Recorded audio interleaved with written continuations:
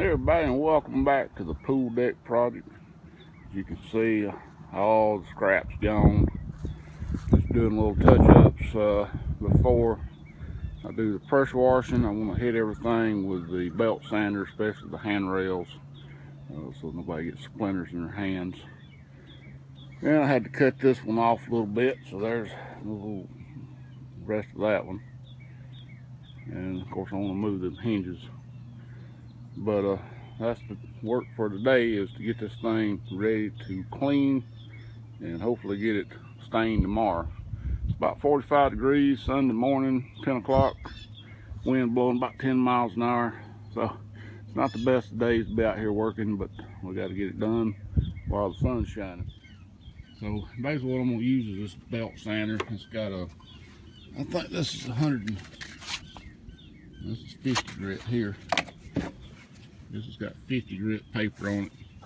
And of course I don't want to, I may have to come back and run them screws in a little more. I kind of want to round off the edges some more.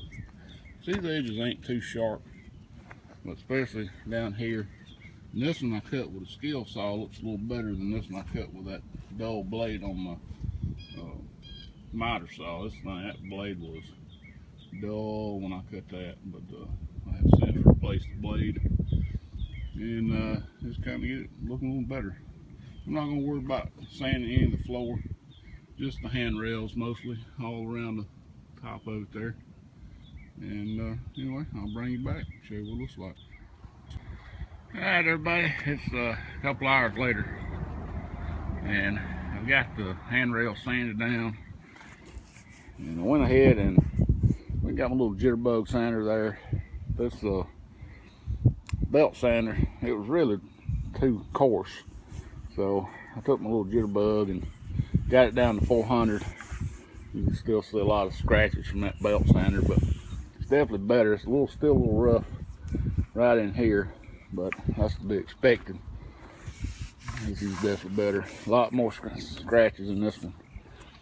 I also fixed my hinges, and you can see I took my router and just routed that little space out, same width as depth as a hinge. So now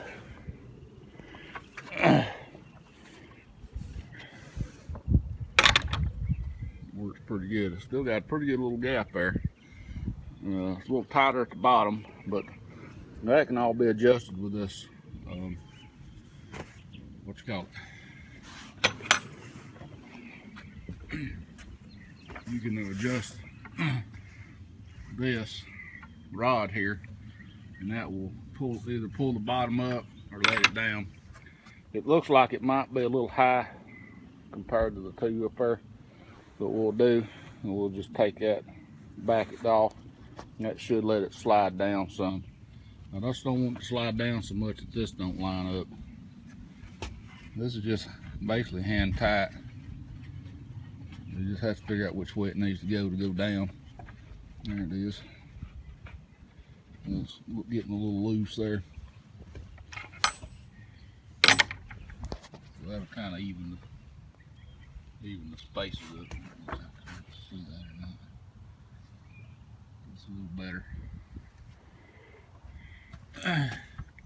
And as it gets older and sags, you can always take up with that. That's almost a necessity on these home-built gates, because unless you really brace the corners, it's going to want to sag down. That works pretty good. So what I've done is I took that 50 grit belt off my sander. Now I put a 120 grit belt on, and now we're going to start and go down and get all the handrail around. I'm not too worried about the post, just the top of the handrails. And what I'm doing is I'm just rounding that edge off a little bit. Just gonna make it smooth, and then I'll come back. I hit it first with a belt sander, and then I'll come back with my little jitterbug with some 400 grit and really smooth it up. Then we got to do that all the way around, and then when I get down to this gate, I'm gonna have to do some more sanding on that post to get this gate where it'll shut without scrubbing. So I'll bring you back as I get stuff accomplished here. All right, everybody, it's Monday evening. And I've just got done spraying the exterior. Took 3 gallons to get all the way around the exterior, and I still didn't get that back gate good. But I was using my airless paint sprayer. I didn't thin it, and it was throwing it on pretty thick, a lot thicker than I would like for it to. But it sure beats brushing it on. I'm gonna have to go back and touch up a few little areas that I missed. It's hard to get underneath stuff with that sprayer. And of course, around this risers here. And of course, I got some all over my block, but I ain't too worried about that. I may end up going out and painting these blocks anyway. And I'm gonna wait on the inside for right now. I may go ahead and get the railings when I get me some more stain. And you can kind of see I had a lot of overspray on my. I hit this right up in here, but I had a lot of overspray on the deck.